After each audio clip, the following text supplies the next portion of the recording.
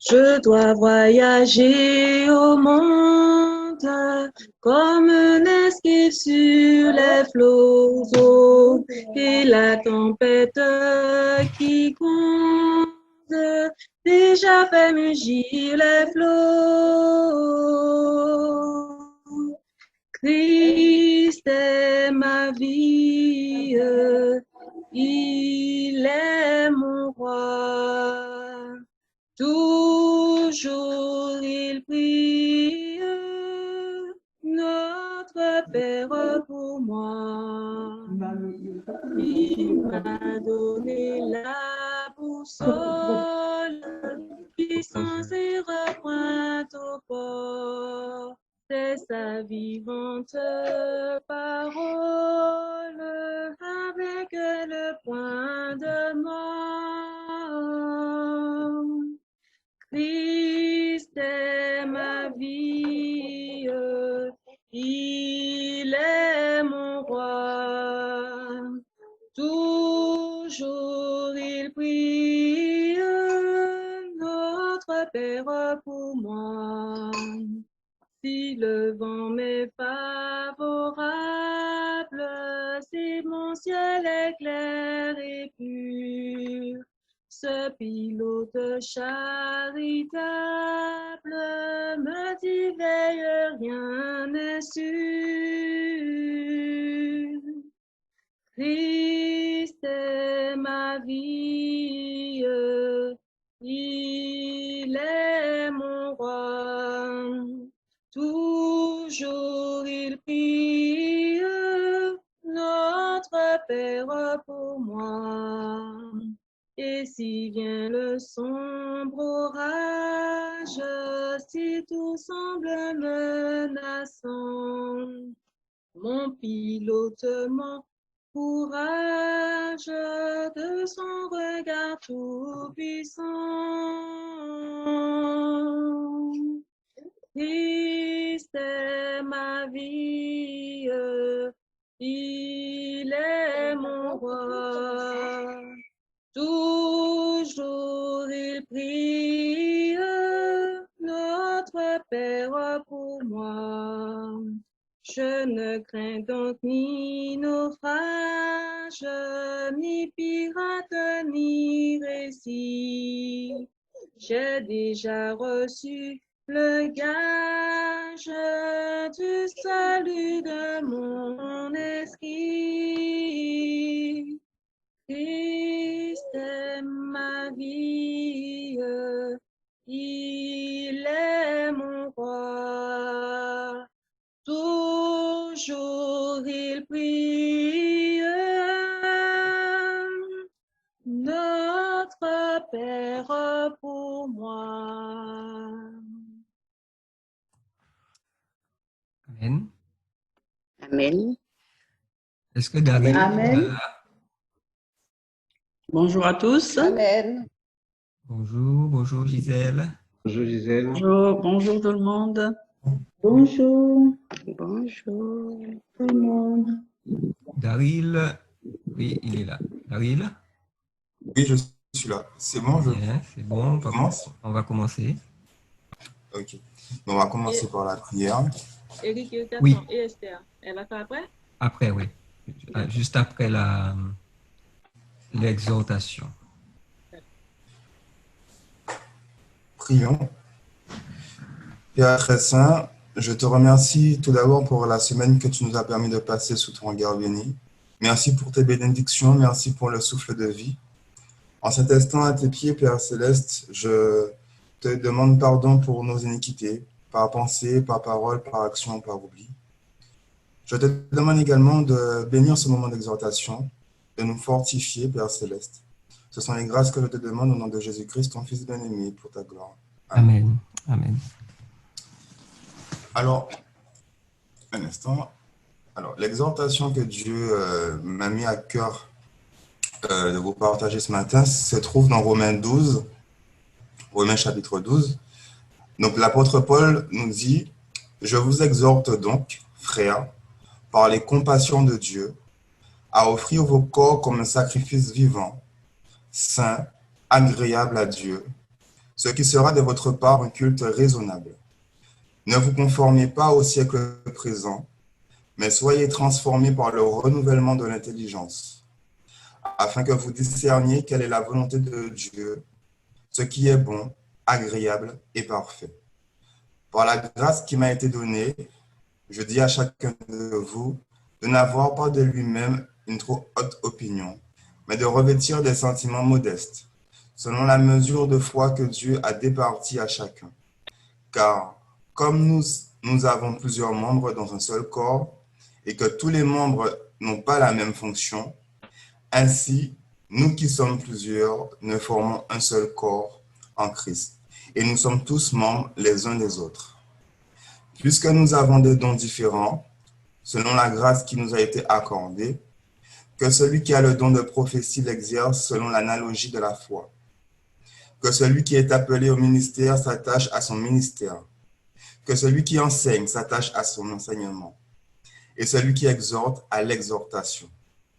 Que celui qui donne le fasse avec libéralité, que celui qui préside le fasse avec zèle, que celui qui pratique la miséricorde le fasse avec joie.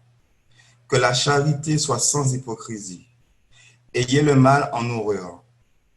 Attachez-vous fortement au bien. Par amour fraternel, soyez pleins d'affection les uns pour les autres. Par honneur, usez de prévenance réciproque. Ayez du zèle et non de la paresse. Soyez fervents d'esprit. Servez le Seigneur. Réjouissez-vous en espérance. Soyez patients dans l'affliction. Persévérez dans la prière. Pourvoyez aux besoins des saints. Exercez l'hospitalité. Bénissez ceux qui vous persécutent. Bénissez et ne maudissez pas. Réjouissez-vous avec ceux qui se réjouissent. Pleurez avec ceux qui pleurent. Ayez les mêmes sentiments les uns envers les autres.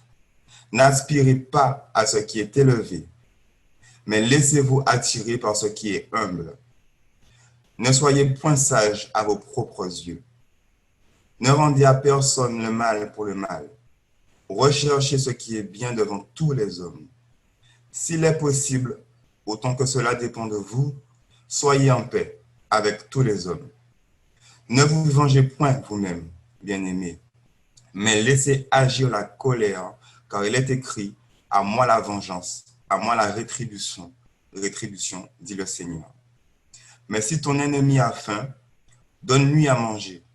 S'il a soif, donne-lui à boire, car en agissant ainsi, ce sont des charbons ardents que tu amasseras sur sa tête.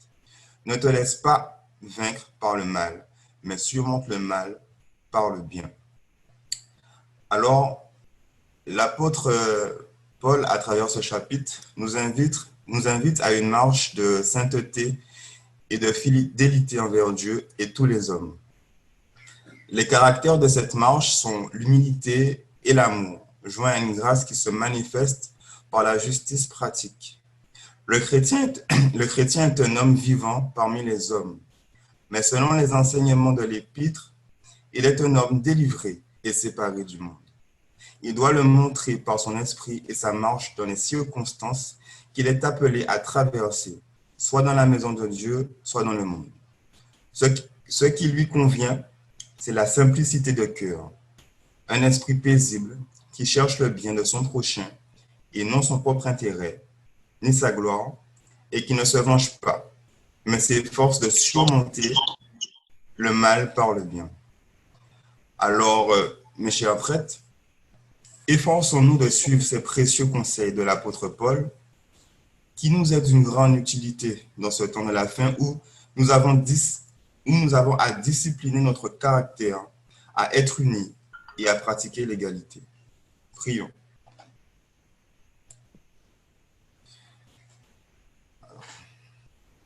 Amen.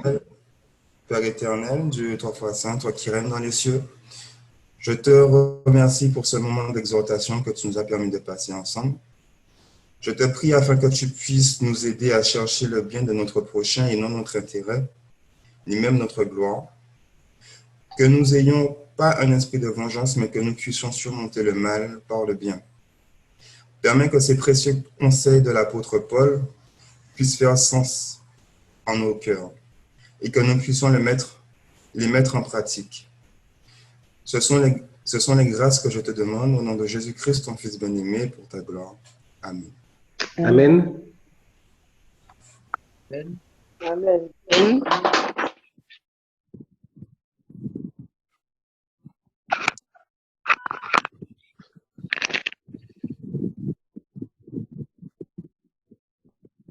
Bonjour et bon sabbat à tous. J'ai vu le visage d'une personne bien connue que je salue. Merci. Terminé le micro. Bon sabbat à toi. Merci beaucoup. À toi aussi. Alors, Merci. j'avais mon micro fermé, excusez-moi. Je voulais juste dire qu'Esther va commencer son témoignage et rebondir sur ce que Sœur Andrea disait. Bon sabbat à toi, Sœur Andrea. Merci bien à toi pareillement. Nous vraiment nous sollicitons auprès de tout un chacun, tout le monde. Excuse-moi, Georgette, avec mon tout un chacun. Nous sollicitons que toutes les caméras soient activées. Nous avons ce matin Chimène avec nous et nous souhaitons qu'elle puisse mettre un nom sur les différents visages, mais qu'elle puisse aussi avoir, lorsqu'elle pose des questions, eh bien, savoir à qui exactement elle s'adresse et qui pose la question, qui répond. Ça facilite un peu les échanges et la communication. Donc, on ne veut forcer personne, mais on aurait souhaité que toute cette famille de prêtres de LVS puisse être visible, comme lors d'un séminaire, et que nos échanges soient dans un esprit de fraternité, d'amour et de sincérité. Voilà. C'est pour cela qu'on aurait souhaité vraiment que les caméras soient activées et qu'on puisse se voir les uns les autres et échanger sans timidité, sans peur, sans crainte. Voilà. Donc, nous te laissons la parole, Esther, pour ton témoignage. C'est plus bonjour à tous déjà. Bonjour Esther. Bonjour Esther. Bonjour Esther. Alors, beaucoup à vous, content d'être parmi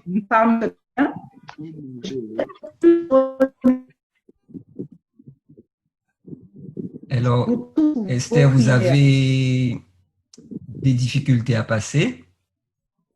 Donc, est-ce que tu peux couper la caméra? Peut-être qu'on va avoir une meilleure... Là, ça va mieux? Oui, ça va un peu. Alors, je disais que je suis plus près de... Alors, vous avez prié, Dieu a répondu favorablement. Je vous remercie infiniment. Pour ceux qui ne le savent pas, j'étais partie pour un contrôle concernant ma maladie et les résultats ne sont pas plus mauvais qu'avant. Au contraire, ça s'améliore grâce à Dieu. Je vous remercie encore. Et je ne vais pas monopoliser plus longtemps la parole, mais j'ai trouvé une pépite dans Romains 8, verset 38, et j'ai tenu à le partager avec vous. Romains 8, verset 38, je vous invite à le chercher. Attendez, hein, j'ai un petit contre-temps là. J'ai perdu mon... Désolée, hein, donnez-moi 2 minutes que je trouve ça. Romains 8, verset 38.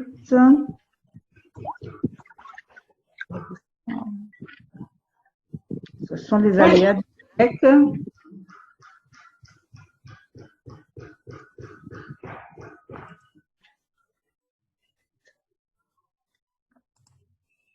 Romains 8, verset 38. Alors, qui dit, car je suis assuré que ni la mort, ni la vie, ni les anges, ni les principautés, ni les puissances, ni les choses présentes, ni les choses à venir, ni la hauteur, ni la profondeur, ni vraiment aucune créature ne pourra nous séparer de l'amour de Dieu manifesté en Jésus-Christ, notre Seigneur.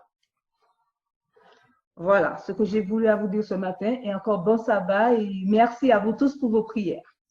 Tenons bon comme on dit chez nous, bonne nommé pas lui. Bon sabbat. Merci Esther, bon sabbat. Ok, bon sabbat. Merci Esther. Bon sabbat à tous. Alors, nous voici arrivés au moment de l'école du sabbat. Merci. Et nous avons le plaisir ce matin d'accueillir Chimène Eugène sur notre plateforme. Qui ne connaît pas Chimène? Est-ce vraiment nécessaire de la présenter? Pas besoin. L'épouse de notre ancien Maurice.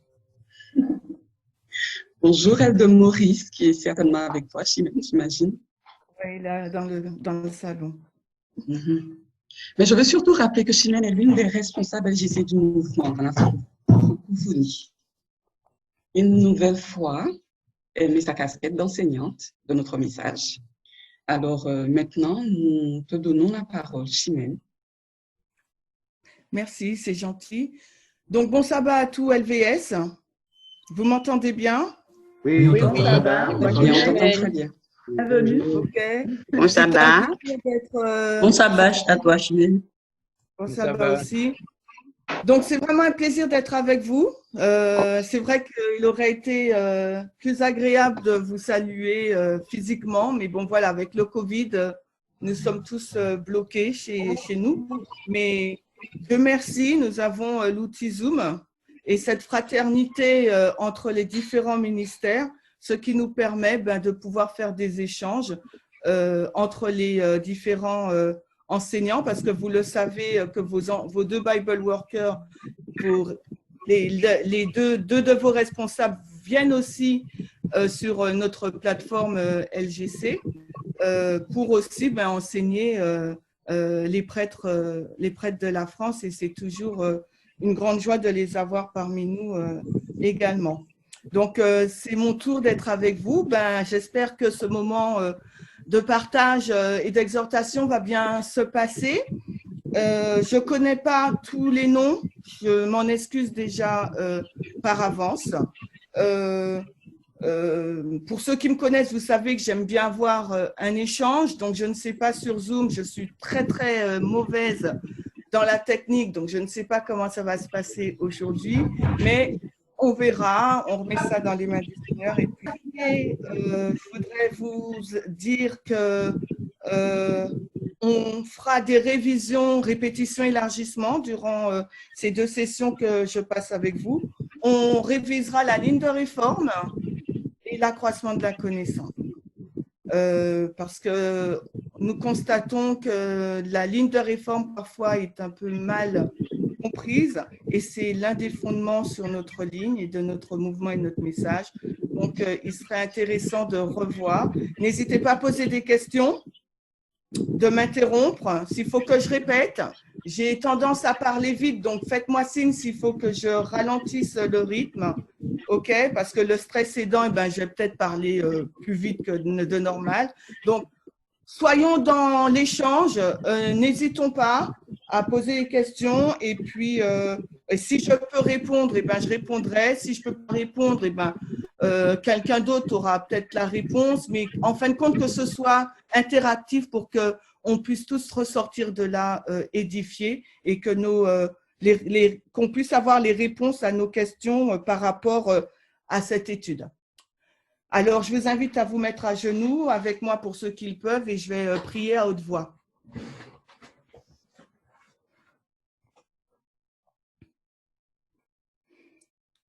Mon Père Céleste, nous voudrions te remercier de ce moment de partage que nous pouvons avoir entre la Guadeloupe et la France, entre nos frères et sœurs. Cette grande et même famille de prêtres, Seigneur, qui nous unit à travers ce magnifique message, ligne sur ligne.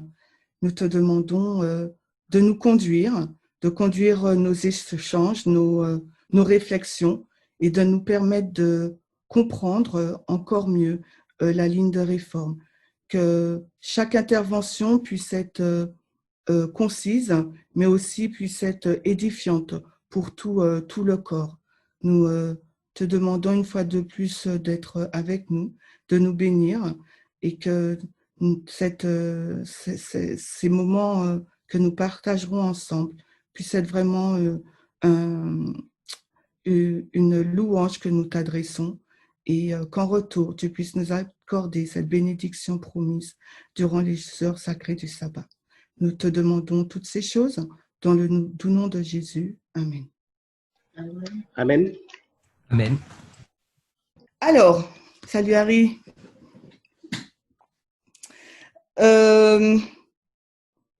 Comment avez-vous vécu cette période de la moisson? Je vais situer le contexte. La période de la moisson commence à partir du 9, on va dire 10 novembre, s'il faut être précis, 2019, donc 2019, jusqu'à 2021. Durant cette période, il nous avait été dit qu'il n'y aura pas vraiment de nouveaux messages. Ça serait quoi? Qu'est-ce qu'on aurait eu durant cette période de la moisson? Est-ce que quelqu'un se rappelle? Qu'est-ce qui parle? Durant cette période de la moisson, il nous avait été dit, attention, tout comme la ligne des disciples, qu'est-ce qui s'est passé? Est-ce qu'il y aurait eu un nouveau message ou est-ce que ça aurait été autre chose? À quoi il fallait nous attendre? Pensons à lever la main. Il y a une réponse dans le chat, Christian. Tu es chargé du chat. Oui, j'ai vu désert, mais c'est pas. Qu'est-ce que ça veut dire désert? C'était plutôt Eric pour le chat. Alors, quelqu'un a levé la main, c'est Georgette. Est-ce que tu veux t'exprimer, Georgette? Qu'est-ce que ça veut dire désert? Il faut qu'on soit concis dans nos réponses. Moi, je ne vais pas répondre. Toi, tu me réponds désert. Alors, il y a un décalage. Alors, attends, Georgette. Moi, je parle de message et toi, tu me parles d'un lieu désert. Qu'est-ce que ça veut dire? C'est quoi le lien de connexion? Est-ce que tu peux m'expliquer ta réponse? Non, la question s'adresse à la famille Barfleur qui a précisé désert. Donc, elle précise encore pas de message. OK, pas de message. Est-ce que c'est une réponse juste, pas de message? Qu'est-ce que vous en pensez? Est-ce une réponse juste ou pas? Les amis, c'est un EDS, on a beaucoup de matériel à voir. Alors, allons-y, n'ayons pas peur. Georgette demande à parler. Vas-y, Georgette. Je crois qu'il n'y a pas de nouveau message, mais il y a quand même une actualisation, une formalisation du message. Alors, tu dis beaucoup de choses, tu dis 3 choses. Il n'y a pas de nouveau message, c'est la réponse que j'attendais. Et il y a une actualisation du message. Qu'est-ce que ça veut dire? On ne sait pas, je ne sais pas, tu vas t'exprimer. Et il y a une formalisation du message. OK, je prends ta réponse. On va commencer par pas de nouveau message. Qu'est-ce que ça veut dire pas de nouveau message? Alors, je passe la main à quelqu'un. Qu'est-ce qu'il veut parler? Parce que dire qu'il n'y a pas de message, ce n'est pas juste. Parce que depuis janvier jusqu'à aujourd'hui, il y a eu plus de 300 vidéos. Donc, on ne peut pas dire qu'il n'y a pas de message. Sinon, il n'y aurait pas eu de vidéo. Mais par contre, Georgette a ajouté un élément indispensable, nouveau. Il n'y a pas de nouveau message. Et dans notre jargon ou dans la méthodologie, comment on appelle ça? On dit que ça serait quoi? Ça serait une… Alors, 2 interventions, Chimène. Alors, d'abord, Patricia, Patricia Césaire qui demande à parler. Ensuite, ce sera la famille Barfleur. OK. Oui, bonjour. Bonjour, Chimène, surtout. Bonjour, Patricia. Oui, alors voilà, moi, je vois aussi pas de nouveaux messages. C'est en effet toujours le message qui tourne autour de l'égalité. Nous aurons plus de détails, plus d'explications sur le message pour mieux le comprendre. Moi, je vois ça comme ça. Alors, je t'arrête là, je t'arrête. Quel est ce terme? C'est ce que je veux qu'on soit précis dans les réponses. Quel est le terme? Quand tu dis il n'y a pas de nouveau message, ce qui est juste, Patricia, et qu'il y aura je ne sais plus le terme que tu as expliqué, ce qui est très juste. Mais il y a un terme technique qu'on utilise. Quel est-il? La répétition. Mais c'est ça que je disais aussi. L'élargissement. La répétition et l'élargissement. Je l'avais tout à l'heure, puis c'est parti. répétition, c'est pas grave, on y est arrivé. Voilà. Donc, durant cette période de la moisson, il nous a été dit qu'il ne fallait pas nous attendre à un nouveau message, tout comme les disciples, il y aurait eu une répétition du message de la dispensation précédente 2014-2019, donc qui était donc le message de l'égalité, et que ce message allait être répété et élargi. Mais en même temps, je crois que c'est Georgette qui a dit qu'il y aurait eu un accroissement aussi de la connaissance. Georgette, je ne me trompe pas? Oui, c'est ça. Mais pourquoi il y aurait eu un accroissement de la connaissance? Où cet accroissement de la connaissance se serait-il plus ou moins accentué? À cause des événements externes. À cause des événements externes. À cause des événements externes. OK? Une autre réponse? Il y avait la famille Césaire qui avait la mélodie. Ah, il a baissé. Je vous écoute. Comment? Sur combien de lignes on oscille? Sur combien de lignes on évolue, nous? Qui est-ce qui parle? C'est Georgette.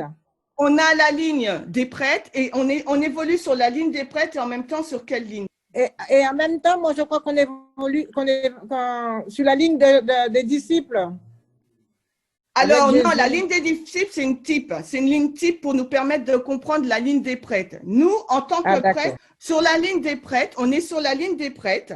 Donc, sur la ligne des prêtres, nous avons dit qu'il n'y aurait pas eu de nouveaux messages. Ça aurait été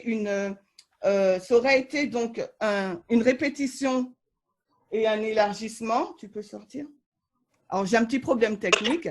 Mais en même temps, il y a aussi un accroissement de la connaissance parce qu'on évolue aussi sur la ligne des 144 000.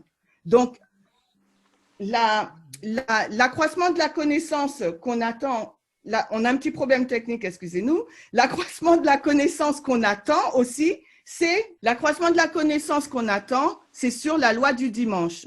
OK? Je ne peux pas encore vous dessiner la ligne. Dès qu'on a réparé le petit problème technique, on montre cela. Bon, est-ce que c'est clair sinon? On est en même temps sur la ligne des prêtres dans la dernière dispensation, la dispensation de la moisson 2019. Et dans cette dispensation où nous nous trouvons, nous n'avons pas de nouveau message. C'est une répétition et un élargissement du message de la dispensation d'avant, 2014-2019, le message de l'égalité. D'accord? Mais en même temps, sur la ligne des prêtres, on avance en même temps sur la ligne des 144 000. Et sur cette ligne des 144 000, je vais vous montrer où on est. On va faire les deux lignes. Sur la ligne des 144 000, en même temps, on est dans l'accroissement de la connaissance par rapport à la loi du dimanche. C'est pour ça que lorsque, depuis le mois de mai, juin dernier, l'Ancien Test, elle est en train de développer la ligne des événements externes de la ligne des millérites. Et ce sur quoi elle focalise l'étude, c'est la loi du dimanche. D'accord? Donc, du coup, il faut comprendre que nous, en tant que prêtres, c'est pour ça qu'il y a eu, bien qu'on pensait que cette dispensation de 2019 à 2021 aurait été un peu plus simple. Moi, je pensais qu'il n'y aurait pas eu cette déferlante de messages. On a été depuis janvier submergé par plein de messages, non seulement la répétition du message de l'égalité et en même temps l'accroissement de la connaissance sur la loi du dimanche. Est-ce que vous me suivez? Est-ce que vous me suivez, oui ou non? Ben, je suis déconnectée ou il n'y a plus personne? Oui. Nos micros sont putain. Donc, quand tu n'as pas vu, je n'ai pas le temps d'activer. Mettez un petit OK dans le chat. Donc, du coup, là, on a besoin, je n'ai pas de tableau, je suis désolée, j'ai un gros problème technique. Donc, du coup, ce qui nous permet de comprendre comment notre ligne de réforme, elle fonctionne. OK? Donc, nous savons que notre ligne de réforme est composée de 5 balises, dont 4 dispensations. Selon le modèle de l'agriculture, nous savons… Qui peut me dire les dispensations? Tu peux répéter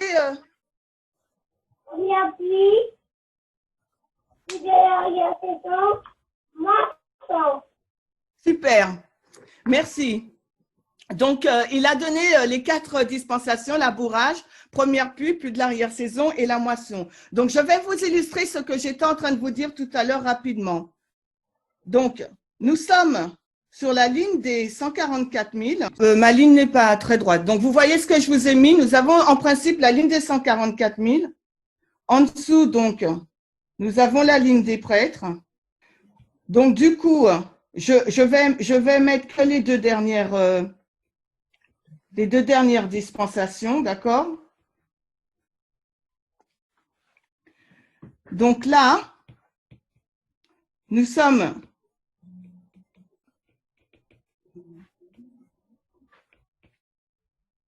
donc la ligne des 144 000, nos balises, 1989, 2001, LD, FTG, seconde venue. Donc, par rapport à cet accroissement de la connaissance qu'on a, on se situe là, nous. On se situe donc en 2019. Ouh là là, ça fait des pâtés, ça. 2019, ok. Et là, donc, nous avons, c'est pas grave, 2021. Donc, à ce niveau-là, dans 2019, nous sommes, vous voyez mon tableau? Nous sommes donc à l'accroissement de la connaissance sur la LD. Vous ne voyez pas le tableau? Non. Pas de tableau. Bon, écoutez, je me mets sur un tableau blanc. Hein, et je ne sais pas la qualité, comment elle sera, mais… vous avez enlevé le partage d'écran. Donc, j'étais en train de vous dire qu'il serait intéressant de pouvoir revoir la ligne de réforme afin que l'on puisse savoir comment cela se passe, comment on aborde les différentes balises. Donc, pourquoi mettre l'histoire des nations et de l'Église sur une ligne de réforme? Donc, parce que le mot ligne de réforme ne se trouve pas dans la Bible. Alors, pourquoi et on parle de ligne de réforme, puisque ce terme-là ne se trouve pas dans la Bible? Comment on va faire? Comment on va faire pour expliquer ce qu'est une ligne de réforme? Comment vous allez faire? Quelle règle de Miller vous allez utiliser? Et quel mot vous allez prendre en premier? Je vais vous aider parce qu'on a un peu perdu de temps avec la technique. Donc, comment on va définir le mot ligne? Comment vous allez faire pour définir le mot ligne et ensuite le mot réforme? Parce qu'il faut qu'on définisse ligne et réforme. Alors, quelle règle que vous allez utiliser pour pouvoir définir ces termes? Quelle est notre méthodologie quand on veut avoir la définition d'un mot? Alors, moi, je vous dis la règle 5 de Miller. Isaline a la main levée. Qui est-ce? Isaline. On va définir, on va aller regarder la première mention du mot. Qu'est-ce que ça veut dire, la première mention du mot? La première fois où le mot a été écrit dans la Bible. Ok, donc la première fois que le mot apparaît dans la Bible. Alors, pour le mot, et ça, c'est quelle règle? Quelle règle qu'on utilise pour ça? La règle de la première mention. Donc, c'est la règle numéro 5 de Miller, la Bible et son propre interprète. Donc, on prend cette règle-là et avec cette règle, on va prendre la première mention du mot. Donc, sur notre concordance, Bible Online ou bien MySword, comme vous voulez, vous tapez ligne et le mot va apparaître. Alors, est-ce que quelqu'un l'a déjà fait et quelqu'un peut-il nous dire le verset où ce mot apparaît? Alors, je vous dis Josué 2, 18. Qui peut me donner le contexte de Josué 2, 18? Est-ce que quelqu'un peut lire? Bon, je vais lire. Voici, lorsque nous entrerons dans le pays, tu attacheras ce cordon de fil. En français, c'est cordon de fil, mais en anglais, c'est ligne écarlate à la fenêtre par laquelle tu nous as fait descendre et tu amèneras chez toi dans la maison ton père, ta mère, tes frères et toute la maisonnée de ton père. Qu'est-ce qui s'est passé là? À quoi est rattaché le mot ligne? Alors, c'est l'histoire des Arabes. Alors là, tu me donnes le contexte. Qu'est-ce qui parle? Je ne sais pas. Yeah. Paulette. Paulette, tu me donnes le contexte. Alors, vas-y, c'est bien parce qu'il faut situer le mot dans son contexte. Donc, c'est l'histoire de Rahab. En quelques mots, qu'est-ce qui se passe en lien avec Ligne? Alors, je suis désolée, c'est dans ma manipulation, j'avais allumé mon micro et j'avais parlé tout fort. Donc, j'ai pas pris la main sur Georgette, excuse-moi. Donc, oui, l'histoire de Rahab qui avait en fait caché les disciples et qui les avait fait s'enfuir. Qui les avait fait s'enfuir de la ville parce que leur vie était menacée par un cordon, en fait. Alors, tu vas à la fin de l'histoire. Le début de l'histoire, c'est quoi? Qui est-ce qui peut me donner le début de l'histoire? Qu'est-ce qui s'est passé? Pourquoi 2 espions se trouvent dans la ville de Rahab? C'est quoi le lien connecteur? Le lien connecteur, c'est que les enfants d'Israël doivent détruire une ville, Jéricho. Donc, après les 40 ans dans le désert, Josué envoie 2 espions à Jéricho pour avoir un rapport. Et quand il est dans cette ville, comme la sœur Paulette nous a dit, il rencontre Rahab qui va les aider à se cacher. Il va l'aider à se cacher et ensuite, il va, par ce cordon de fil rouge, écarlate, d'accord, ils vont s'enfuir. Donc, à la ligne est rattaché le mot écarlate. Le mot écarlate nous fait penser à quoi? Le mot écarlate nous fait penser à quoi? Au sang de Jésus qui sauve. Au sang de Jésus qui nous sauve. Fais-moi un lien avec la ligne. Donc, ça veut dire quoi? La ligne, c'est ce fil rouge qui sauve. Qui sauve. Donc, cette ligne, c'est qui? C'est quoi? C'est mal, regarde l'écran. Cette ligne, c'est qui? C'est quoi? C'est Christ. Donc, cette on ligne, peut... c'est Là, c'est une Jésus. déduction. OK. Donc, c'est Christ. Ensuite, qu'est-ce que ça nous dit? Quand on continue cette histoire, on sait qu'elle a demandé un signe, elle a demandé une alliance. Et donc, du coup, qu'est-ce qui s'est passé? Ils lui ont fait la promesse. Ils lui ont fait la promesse qu'elle ne sera pas détruite, elle et sa famille. Donc, on voit que dans cette histoire de ligne, il y a une histoire de promesse, d'alliance et de vie sauve. OK? Donc, avec la première mention du mot, on voit déjà toutes ces notions-là. Il y a aussi le mot jugement qui est rattaché parce que Jéricho devait être jugée et détruite. D'accord? Est-ce que vous me suivez? C'est des exercices que vous avez déjà fait avec vos responsables, je le sais. Oui. OK. Donc maintenant, comme on a perdu un peu de temps, je vais vite, je suis désolée, mais dites-moi si je vais trop vite. On va essayer de voir le mot réforme. Que se passe-t-il pour la réforme? Où trouvons-nous le mot réforme pour la première fois dans la Bible? Donc, je vais vous le dire dans Lévitique 26-23. Donc, le mot réforme, en fin de compte, il faudra faire une recherche partielle parce que vous n'allez pas le trouver. Vous allez trouver le mot réformer ou réformation. Donc, du coup, vous allez dans Lévitique 26-23 et là, il nous est dit, si vous ne voulez pas être réformé par moi, par ces choses, mais que vous marchez de front contre moi. Donc, quelle est la signification du mot réforme dans la structure du verset selon vous?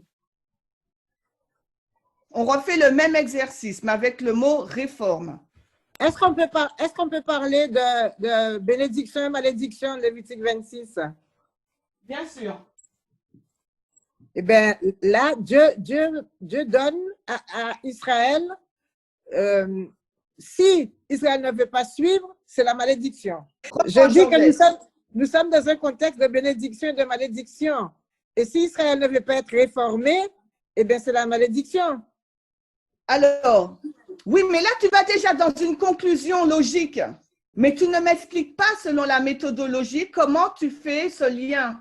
Et là, c'est l'exercice que je veux faire avec vous. Agnès nous parle de 7 ans. Dans le verset, il n'y a pas 7 ans. La règle, pour expliquer, la règle de la première mention, c'est qu'on prend le verset, Lévitique 26, 23, et dans le mot, vous devez trouver, dans le verset, vous devez trouver la signification du mot. Donc, si vous regardez, on va le faire ensemble. Et si vous ne voulez pas être réformé par moi par ces choses, mais que vous marchiez de front contre moi, ça veut dire que réformer, ça c'est en lien avec marcher de front. Donc, ça veut dire que ceux qui ne veulent pas être réformés marchent de front avec Dieu. Est-ce que vous voyez? Est-ce que vous comprenez? Exact.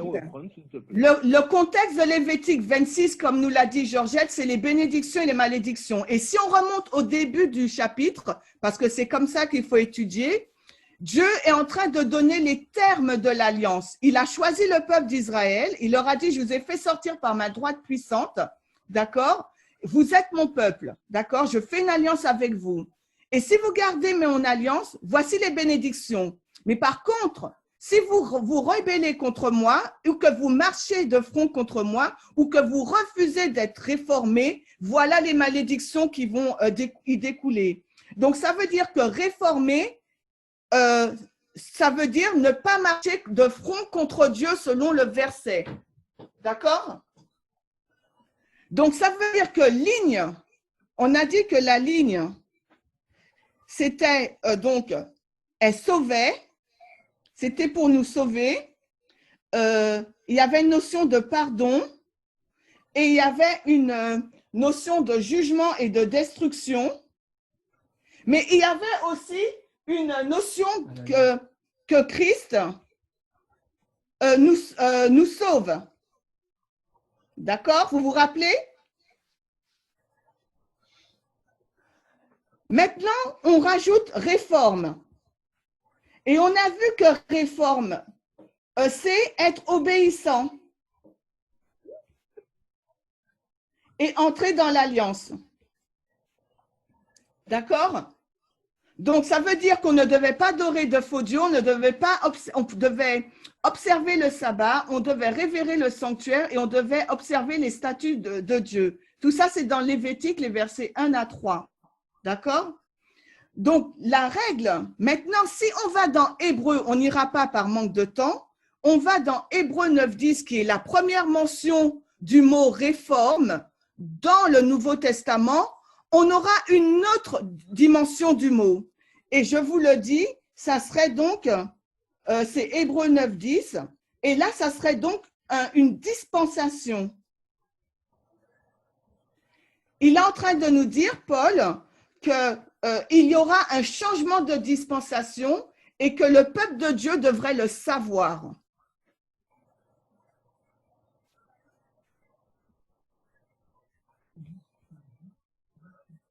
Il doit le savoir pourquoi? Pour changer de direction. Donc, en fin de compte, si on combine maintenant les mots ligne et réforme, on comprend. Qu'est-ce que vous comprenez?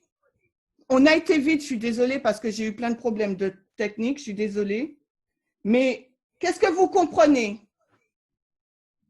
Que la ligne de réforme, ça sert à quoi? Par rapport aux deux définitions de mots.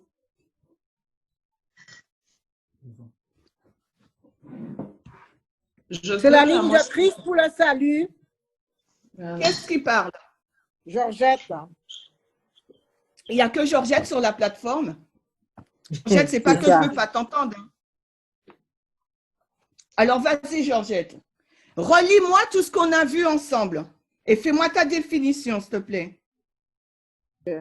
Alors, on a vu ensemble que la ligne, c'est Jésus. Non, quand je te dis relis-moi, excuse-moi, donne-moi ta définition en une phrase. Excuse-moi. C'est la ligne de réforme, c'est la ligne de Christ pour le salut.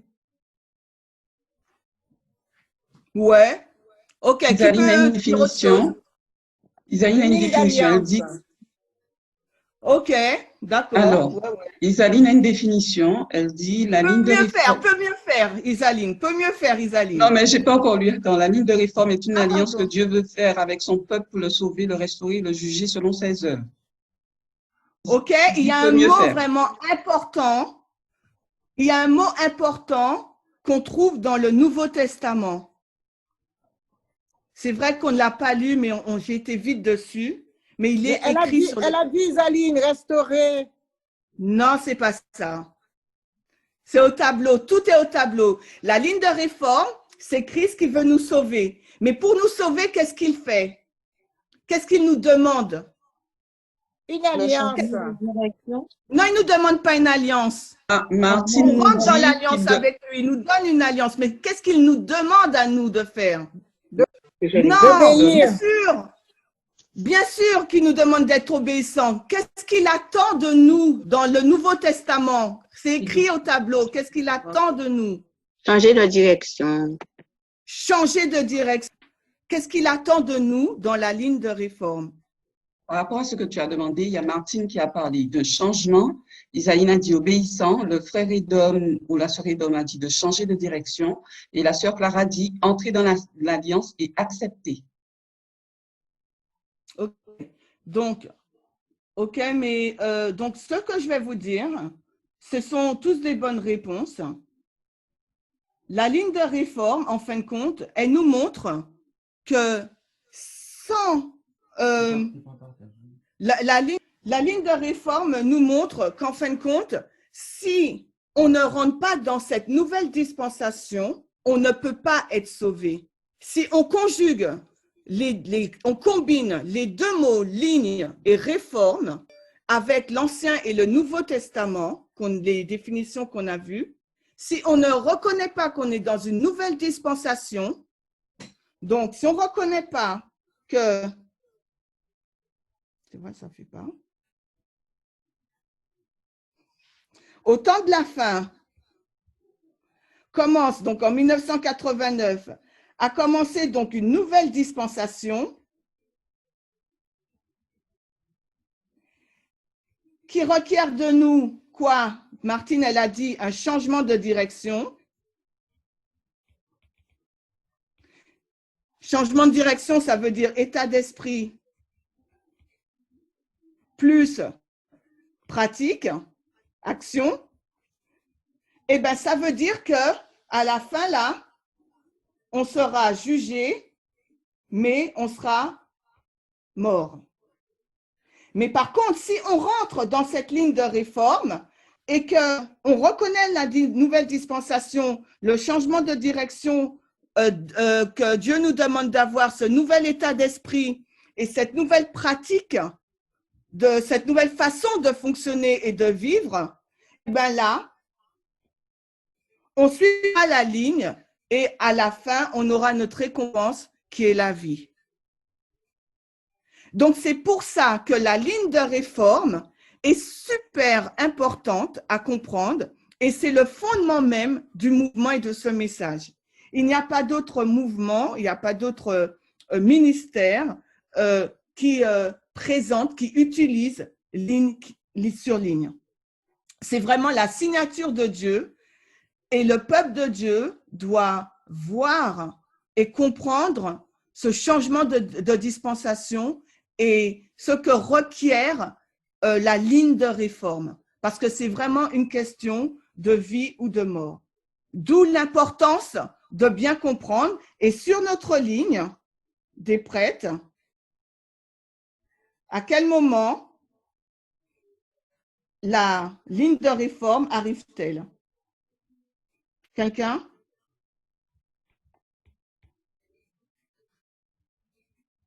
Allô, il y a quelqu'un? À quel moment la ligne de réforme entre-t-elle dans notre ligne? Alors, il y a Georgette qui souhaite répondre à la question. Qui veut répondre? Sinon, je Georgette. réponds. Il y a Georgette. Il n'y a pas une autre personne que Georgette? Non, pas Georgette. Harry, dis-moi à quel moment que la ligne de réforme, à quel moment dans la ligne de réforme des prêtres, la ligne de réforme a-t-elle été amenée à la vérité? À quel moment on l'a découvert, tu veux dire, c'est ça? Pas À quel comment moment on on a l'a compris? découverte, en quelle année, si tu préfères. Ah, ok. Je dirais 2015. Une autre réponse. Alors, Il n'y j'ai a pas de deux autres souci. Hein. réponses. J'ai deux autres réponses dans le chat. Isaline qui nous dit, non, Famille Molia qui nous dit en 1991. Isaline dit après la période de dispersion et Marie-Christine dit en 2014. Ok, en 1991, ligne sur ligne a été présentée, tirée de messages choisis, du livre des messages choisis. Ok, donc c'est l'ancien Jeff qui a présenté cette méthodologie et c'est le fondement même de ce mouvement. Donc, et d'où l'importance de bien comprendre comment la ligne de réforme fonctionne. Eric, on va bientôt lire une citation. Donc maintenant, je suis déconnectée encore. Donc maintenant, il faut que, comment cette ligne de réforme, comment Dieu agit-il au travers de cette ligne de réforme? C'est toujours le même schéma. Non, je veux le tableau blanc. Tu peux te déconnecter, Eric? Alors, comment ça fonctionne? Simplement. On fait là? Ok. Non, on n'arrête pas. Alors, Dieu se choisit, je vous aide. Dieu se choisit quoi? Rejoindre une réunion, t'es déconnecté. Dieu se choisit qui? Il se choisit au début de la ligne. Un réformateur. Le schéma est toujours identique.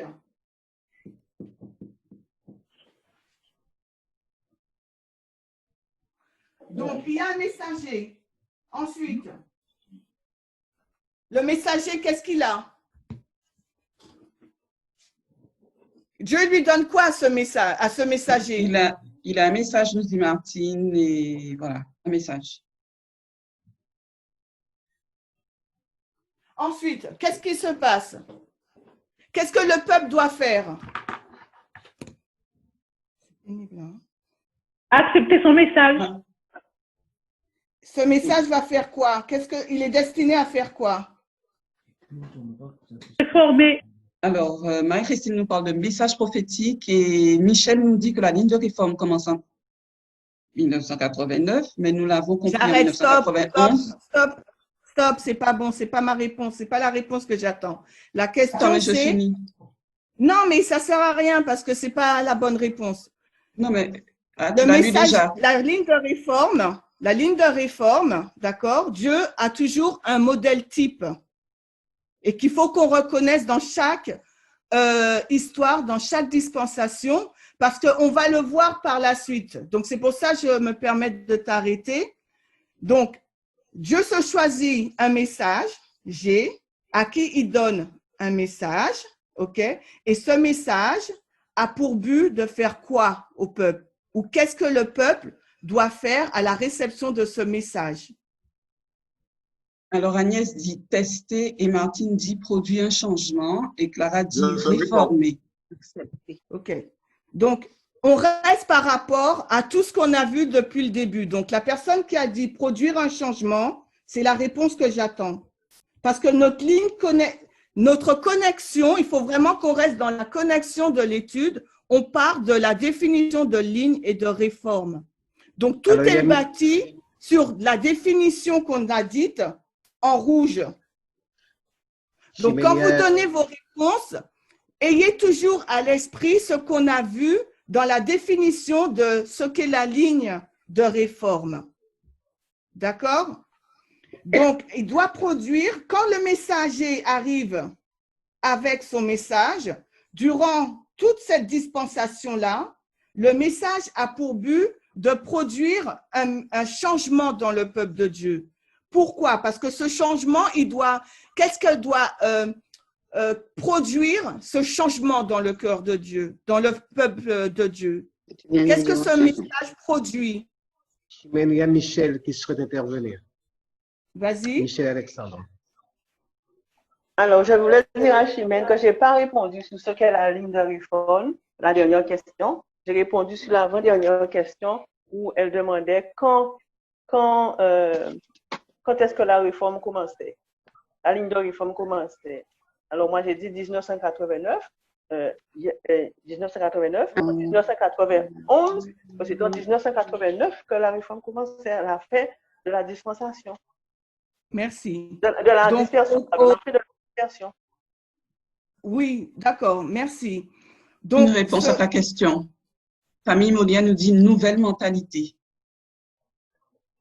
OK. Nouvel état d'esprit aussi, nous dit Esther Bati. Ça va ensemble. Mentalité, état d'esprit, c'est synonyme. Donc, les deux espions, ils sont allés à Jéricho. Ils sont allés dans Jéricho dans quel but? Pourquoi Dieu leur donnait Jéricho? Pour détruire, nous dit Martine. Oui, donc là, il y a une destruction. Donc, on peut l'exprimer par, on peut dire une porte fermée pour Jéricho.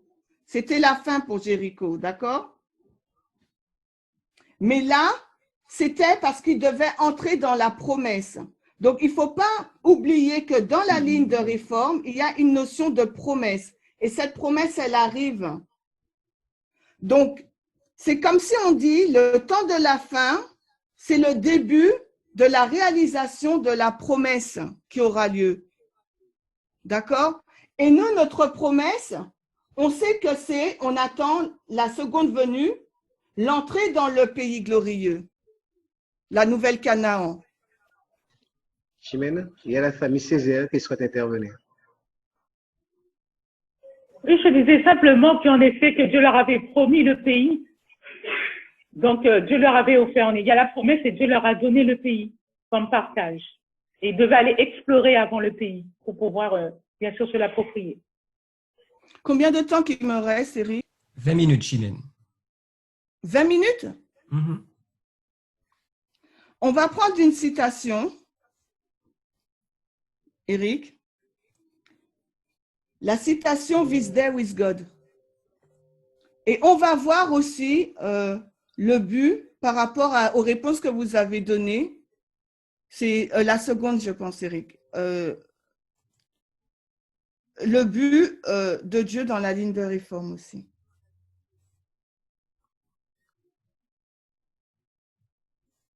Est-ce que quelqu'un veut lire?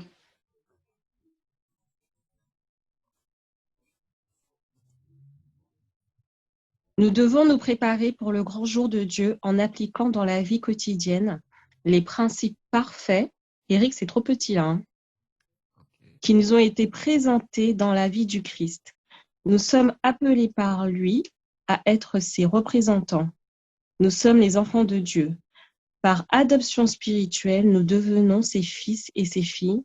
Nous devons vivre en conformité avec sa volonté, en le représentant dans la vie et le caractère.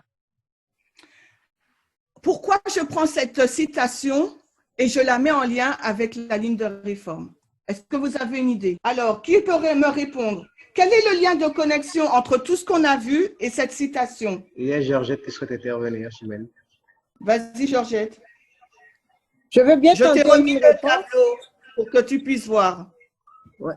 Je veux bien tenter une réponse et dire que ce sont ceux qui obéissent qui sont enfants de Dieu, c'est-à-dire, puisque nous savons qu'il y aura deux sortes de Je t'arrête, Georgette, excuse-moi. Georgette, je t'arrête.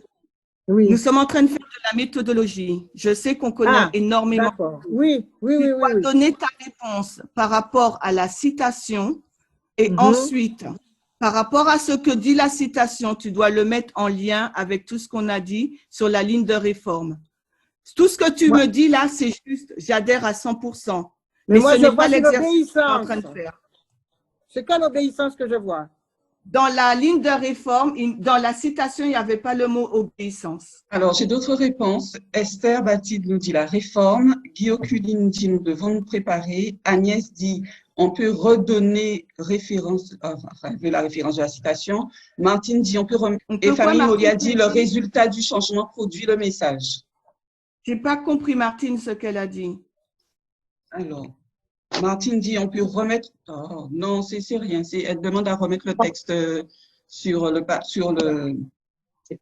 l'écran. OK. Donc, je vais vous relire. Nous devons nous préparer pour le grand jour de Dieu en appliquant dans la vie quotidienne les principes parfaits qui nous ont été présentés dans la vie de Christ. Donc, la référence la ligne humaine. de réforme, on a dit tout à l'heure que c'était, on l'a pas, c'était au tableau. La ligne, c'est Christ.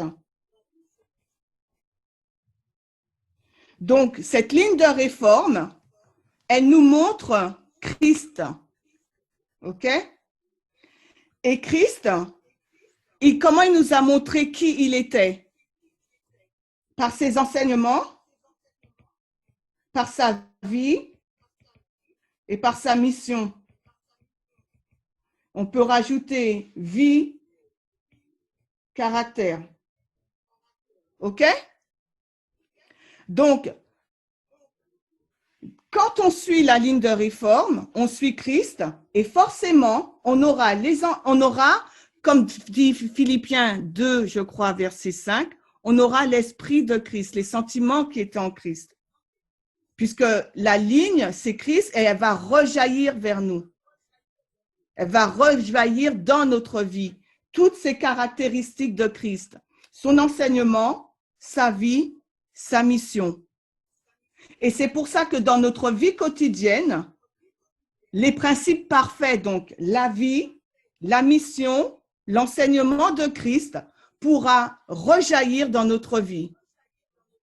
On reste que dans le texte et dans ce qu'on a vu. Est-ce que vous me suivez ou est-ce que vous ne me suivez pas? Je me permets une intervention. Ça aurait été bien qu'on ait le texte sur les yeux. Comme ça va vite, pour qu'on puisse fixer les choses. Je suis désolée, hein, mais voilà. OK.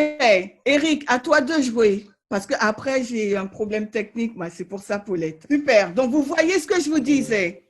Donc, notre préparation, elle est dans quoi? Elle est dans notre vie quotidienne. Mais elle est basée sur quoi, notre préparation quotidienne? Elle est basée, je l'ai mise en gras, sur des principes. Tu peux mettre en surbrillance, Eric, les principes parfaits qui nous ont été présentés dans la vie de Christ. Et la vie de Christ, c'est quoi? Ellen White nous dit, la vie de Christ, c'est sa vie, sa mission, son enseignement. Et où est-ce on tire toutes ces informations-là? Bien sûr dans la Bible et dans l'inspiration. Mais s'il a créé une nouvelle dispensation, où est-ce qu'on va prendre tous ces enseignements-là? Dans la ligne de réforme. C'est pour ça qu'il nous a donné, dans la dispensation précédente, il nous a donné le texte de l'égalité. Pourquoi? Parce que les principes parfaits qui étaient présentés dans la vie de Christ, il me faut le truc là maintenant, n'étaient pas en pratiqués par nous. On ne pouvait pas, merci Eric, on ne pouvait pas être ses véritables représentants dans son caractère parce que nous, Jésus, il est libéral social, c'est-à-dire il va respecter, non, je vais vous poser la question, ça veut dire quoi libéral social? Donc Jésus, lui, il a un certain type de caractère et nous étions l'opposé. Nous étions des conservateurs, vous vous rappelez? Et on l'est certainement encore aujourd'hui, pour certains. Donc, nous ne pouvions pas le représenter comme il fallait. Et c'est pour ça qu'il nous a donné ce changement de dispensation par cette ligne de réforme, pour qu'il y ait un changement d'état d'esprit ou de mentalité, comme vous l'avez si bien exprimé, dans notre vie, dans notre enseignement et dans notre mission, quotidiennement, afin qu'on puisse bien le représenter. Et c'est ça, la ligne de réforme. Et sans cette ligne de réforme, eh ben, nous ne pourrions pas être représentants du caractère de Dieu, représentants de Christ, parce que nous aurions une mentalité opposée à la sienne. Est-ce que vous me suivez? Donc, du coup, la ligne de réforme, en 2018, le test de l'égalité arrive. Il nous montre que depuis le début de la ligne de réforme, nous sommes des conservateurs, OK? Mais Dieu veut qu'on devienne des libéraux, sociaux libéraux. Alors, qu'est-ce que ça veut dire? Qu'est-ce qui peut me donner rapidement, en 3 mots ou en 4, la définition du libéralisme social, la façon dont Dieu veut qu'on soit pour le représenter correctement? Et pas Georgette, s'il vous plaît. Je reprends la question. Depuis le début de la ligne, le temps de la fin, 1989, Dieu nous fait rentrer dans une nouvelle dispensation. Il a choisi un messager. Il a choisi un messager conservateur. Il lui a donné un message. Mais jusqu'en 2018, il a mis le stop, le holà, en nous disant, voilà, vous pensez être de bons chrétiens qui me représentent, mais je vous montre, avec le test de l'égalité, qu'en fin de compte, votre caractère, votre état d'esprit est diamétralement opposé avec le mien. Qu'est-ce que ça signifie être des libéraux sociaux? Puisque Christ, de conservateurs sociaux, il veut que nous passions à des libéraux sociaux. Et cela est montré dans la ligne pour qu'on puisse avoir ce changement et être sauvé. Qui peut me dire c'est quoi? Agnès nous dit que c'est être bien traité. Non, ou plutôt, c'est bien traiter l'autre. Ça veut dire quoi, bien traiter l'autre? Ça veut dire quoi? Est-ce qu'elle peut me donner un exemple? En fin de compte, j'active le son. C'est pas Agnès, c'est Sophie qui a répondu. Oh, salut Sophie. Salut Chimène. Oui, en fin de compte, quand un exemple, c'est par exemple comment on traite notre prochain. Pour moi, ça fait référence à l'égalité. Donc, comment on va traiter les femmes, comment on va traiter l'étranger. Et on a compris qu'en tant que conservateur, avant, on avait des pensées racistes, sexistes, homophobes aussi. Et on comprend qu'on doit devenir vraiment libéral sur ces sujets, mais dans l'importance de comment je vais traiter l'autre. Okay. Donc ça, on va résumer, Sophie, en la règle d'or. Voilà. Tout le monde comprend qu'on dit la règle d'or. Alors, 2 autres interventions. On dit respecter les droits inaliénables de tous, accepter l'autre tel qu'il est, l'aimer en homme, et Clara dit rejeter le sexisme, l'homophobie, racisme. Donc, la règle d'or. C'est bon? C'est les réponses? OK, merci pour vos réponses. Oui, donc, mais si Dieu répète ce message dans notre dispensation, qu'est-ce que ça veut dire pour vous? Pourquoi sur la ligne de réforme, Jésus répète ce message cette règle d'or, ce message d'égalité? Pourquoi il prend la peine de le répéter? Si je vous dis qu'on est en danger, alors nous sommes dans un danger parce que nous sommes dans un danger. Je vais répondre, excuse-moi, je vais répondre. Nous sommes dans l'ensemble des prêtres, nous sommes face à un danger parce que on pense avoir réussi au test de l'égalité, tout simplement parce qu'on dit qu'on a accepté l'égalité. Mais en fin de compte, le danger qui existe réellement, c'est qu'on n'a pas vraiment compris tout ce qui est issu de l'égalité. Parce que le problème, c'est qu'on va prendre la définition du mot sexisme, nationalisme et homophobie dans le sens majeur du terme. Donc forcément, on va se dire, non, nous, on n'est pas raciste, hein, on n'est pas contre les minorités. Vous voyez, on n'est pas sexiste, on respecte la femme et on respecte les droits des homosexuels. Mais par contre, nous, lorsqu'on parle ou lorsqu'on a dans nos attitudes, en fin de compte, ce sexisme, ce nationalisme et parfois cette homophobie peut être vu.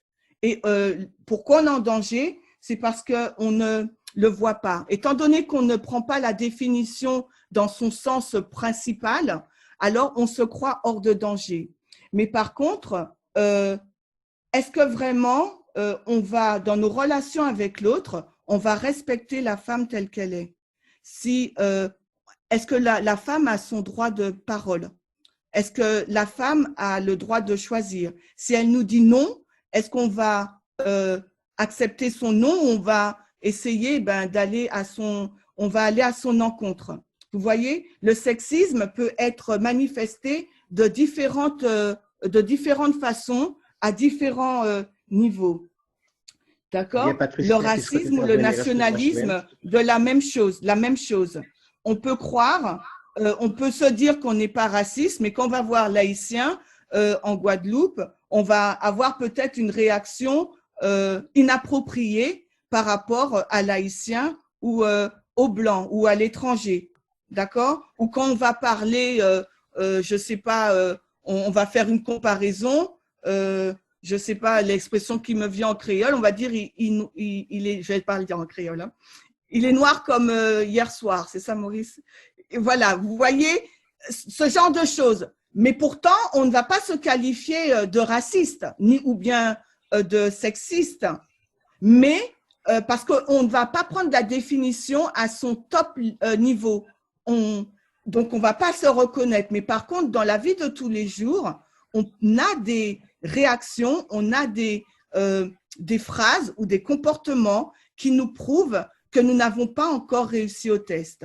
Et c'est la raison pour laquelle nous, les prêtres, nous sommes tous en danger dans cette période de temps. Il ne faut pas croire qu'on a déjà réussi au test, parce qu'on est loin d'avoir réussi à ce test. Il y a quelqu'un qui veut réagir, Christian? Oui, c'est Patricia. Patricia, ok. Oui, mais Chimène a déjà dit tout ce que j'avais à dire. C'est très bien.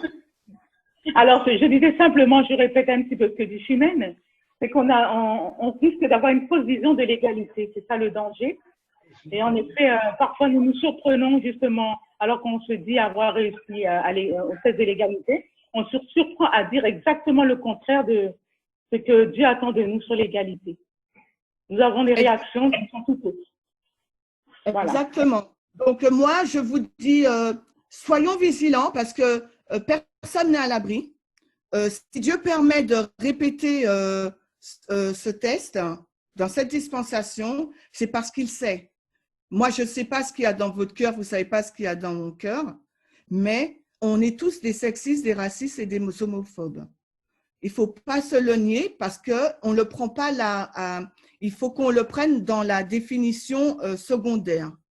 Et je vous assure qu'on a on se protège, on est protectionniste au niveau de nos cultures, au niveau de notre nationalité, on est protectionniste. Et ça, c'est du nationalisme.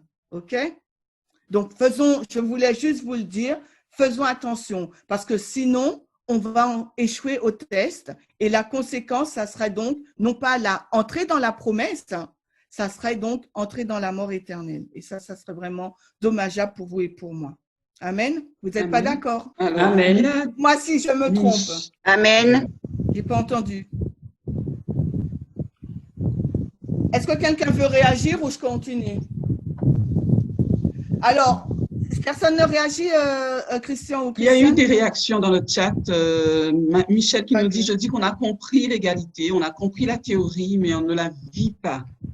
Dans la réalité, on est Michel, Alexandre Michel. On ne la vit pas dans la réalité, on est surpris lorsqu'on est devant le test.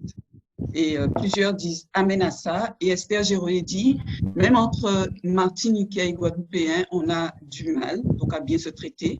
Et Clara précise aussi que toutes ces choses, ça s'applique dans notre application. Et Famille Molia dit, notre compréhension est une illusion. Ça s'applique dans notre application, ça veut dire quoi? Je n'ai pas compris. Je ne sais plus qui a dit ça. Et ça s'applique dans notre illusion, je ne comprends pas ce que ça veut dire non plus. Est-ce qu'on peut juste clarifier 2 secondes? Non, Christiane, excuse-moi, il y a marqué ça s'applique dans notre quotidien. OK. Oui, parce que ça va avec la citation. OK, oui, là, Non, mais c'est pas ça que j'ai dit. Hein. J'ai bien lu, ça pique dans notre quotidien, mais j'ai aussi lu que la famille Mollier a dit « Notre compréhension est une illusion ». J'ai pas le. OK. On va continuer. Donc, maintenant, où sommes-nous aujourd'hui? Donc, on a, bon, j'ai été vite, je suis vraiment désolée, j'ai beaucoup de problèmes techniques là, mais c'est toujours pas résolu. Donc, je suis passée rapidement, pas comme je le voulais, en profondeur sur la ligne de réforme, mais j'espère que vous avez compris en règle générale ce que j'ai voulu vous expliquer. OK? Il reste 5 minutes, Chimène, pour la première partie. Ah bon? OK. Alors, je vais, comme il me reste 5 minutes, je vais résumer ce qu'on a vu. Est-ce que tu peux me donner juste pour que je résume? Donne-moi, c'est pas grave, remets-moi ma feuille. Donc, nous avons vu que la ligne de réforme, c'est le fondement, d'accord? C'est le fondement du mouvement. Cette méthodologie ligne sur ligne nous a été donnée en 1991, d'accord? Et elle se place donc à l'accroissement de la connaissance, la C, ligne sur ligne, 1991, ok? Donc, ensuite, cette ligne de réforme, on a essayé de l'identifier et de la définir, non pas avec l'esprit de prophétie ou un verset biblique, parce que le mot ligne de réforme ne se trouve pas dans la Bible. Donc, nous avons appliqué les règles, la méthodologie, l'enseignement parabole, les règles de Miller, la règle notamment numéro 5, la Bible et son propre interprète. Donc, nous avons été dans la première mention du mot ligne et la première mention du mot réforme. Nous avons donc regardé dans Bible Online ou Eastward ou un autre logiciel le mot ligne. Et ce mot ligne nous a ramené dans Josué 2, verset 18. Il nous ramène dans l'histoire de la prise de Jéricho et de cette alliance que les deux espions ont contractée avec Rahab. À partir de ce verset, Josué 2, 18, nous avons souligné le mot ligne et nous avons essayé de comprendre la définition dans le verset, la définition de la Bible du mot ligne. Et on avait vu qu'au mot ligne est associée la couleur écarlate qui fait référence au pardon des péchés par le sang de Christ et qui fait aussi référence à la couleur du péché qui est rouge. Et Dieu dit, venez avec moi et vos péchés deviendront blancs, dans Ésaïe. Donc, on a vu que Dieu nous permet, cette ligne, c'est une promesse d'être sauvé, si on y croit. Et Rahab a eu ce serment-là, cette promesse de la part des deux espions qu'elle ne sera pas détruite, elle aura la vie sauve, elle et sa famille. Ensuite, on a vu que le mot réforme ne se trouve pas non plus dans la Bible, mais il faut faire une recherche partielle et nous emmène au mot réformer et réformation. Ça nous emmène dans la première mention dans l'Ancien Testament, dans Lévitique 26, 23, ok? Et dans le Nouveau Testament, dans Hébreux 9, 10. Moïse nous dit que ceux qui sont réformés, c'est ceux qui ne se rebellent pas contre Dieu ou qui ne marchent pas de front contre Dieu. OK? Et Paul nous dit que ceux qui sont réformés, en fin de compte, ou ceux qui rentrent dans le temps de la réforme, c'est ceux qui voient qu'il y a eu un changement de dispensation d'un système à un autre. Et nous, dans la ligne de réforme, nous avons ce système de dispensation. De Laodicée, Dieu crée Éphèse, l'église triomphante. Donc, Paul est en train de dire qu'il faut que le peuple de Dieu puisse voir ce changement de dispensation afin qu'il puisse aller dans une autre direction et que sa façon d'adorer Dieu soit différente et en fonction de cette nouvelle dispensation. Paul faisait référence au parvis, au système sacrificiel du Lévitique par rapport au sang de Christ, quand Christ est passé donc au lieu saint. pour le pardon des péchés. Donc, cela nous permet de dire que la ligne, c'est Christ qui nous sauve, qui nous pardonne et qui nous juge et qui nous fait entrer dans cette alliance avec Dieu pour qu'on puisse avoir notre promesse du pays glorieux, de la vie éternelle. Et le mot réforme nous permet de voir qu'il nous faut être donc obéissant et entrer dans cette nouvelle dispensation et avoir donc un changement de direction, d'état d'esprit et de pratique. La ligne de réforme donc est une question de vie ou de mort, en fonction de notre volonté ou pas de saisir cette promesse qui est donnée dans la ligne de réforme par un message que Dieu donne à un messager pour nous préparer. D'accord?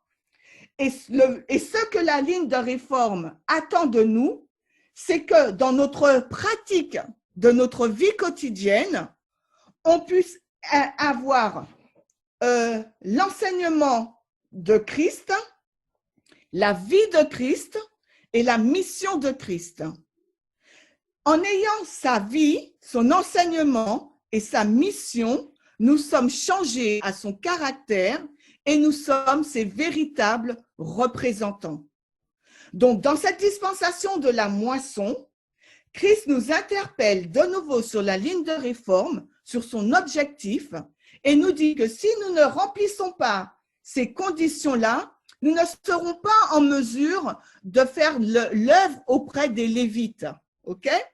Mais non seulement nous ne serons pas en mesure de faire l'œuvre auprès des Lévites en 2021, mais il ne faut pas penser que nous avons aujourd'hui réussi au test, parce que nous ne reflétons pas dans notre vie son véritable caractère qui est l'égalité, la règle d'or, qu'il a introduite, ce message qu'il a introduit en octobre 2018 par sa servante, le cri de minuit, d'accord? Et que dans cette dispensation, il a décidé de répéter et d'élargir parce qu'il nous sait en grand danger.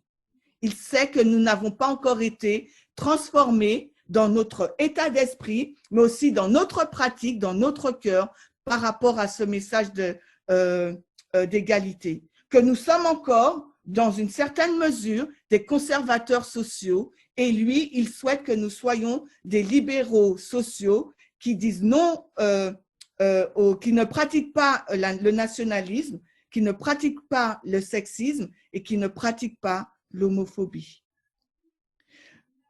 Voici cette première partie que nous avons faite ensemble. Et dans la deuxième partie, nous allons voir l'accroissement de la connaissance en passant par différentes lignes de réforme pour comprendre où nous en sommes aujourd'hui. Je vous invite à vous mettre à genoux pour la prière.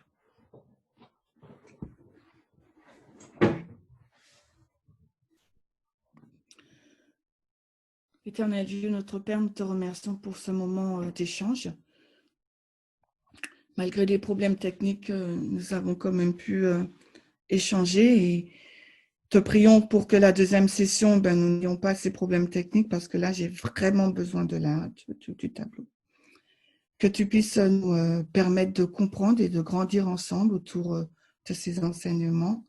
Que tu puisses permettre, Seigneur, que ce soit clair pour chacun d'entre nous afin que nous ayons envie, Seigneur, d'être vraiment tes véritables représentants et de marcher en conformément à la lumière que tu nous donnes sur cette ligne. Que nous puissions vraiment comprendre ce qu'est la ligne de réforme, intellectuellement, mais aussi spirituellement.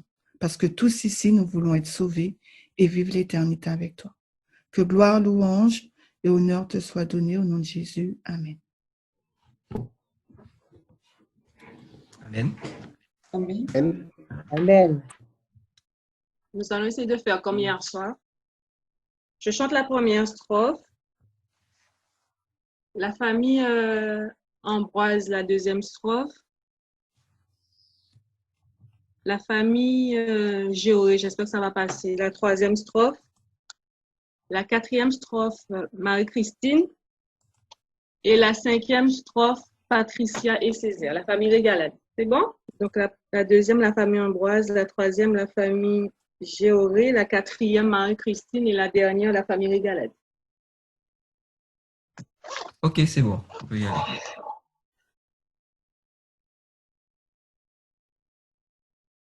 Dans les cieux et sur la terre, il n'est aucun nom plus doux, aucun que mon cœur préfère, au nom de Christ mort pour nous.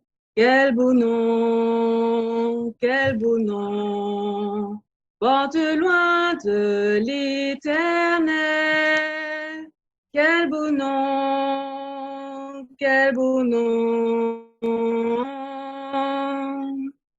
que celui d'Emmanuel.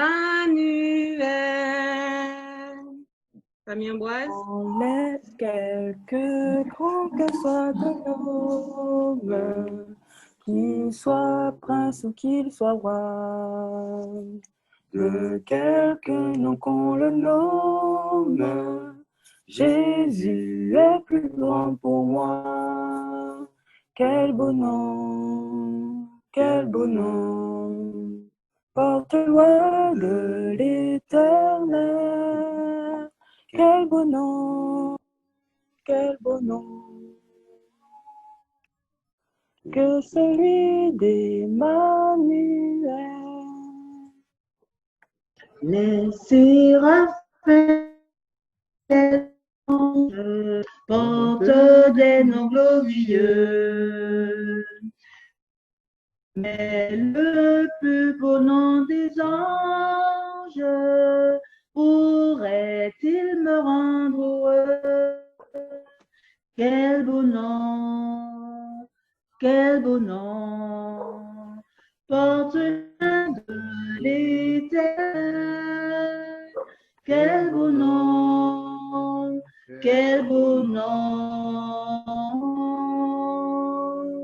que celui d'Emmanuel. Dans les mots Jésus soulage, il guérit l'esprit froissé, il ranime le courage du cœur le plus oppressé. Quel beau nom, porte loin de l'éternel.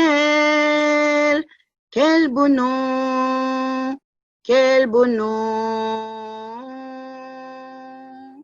que celui d'Emmanuel. Soyez le nom le cœur du pauvre pécheur. Non, il n'est rien dans ce monde de pareil à ce bonheur. Quel beau nom, porte loin de l'éternel. Quel beau nom,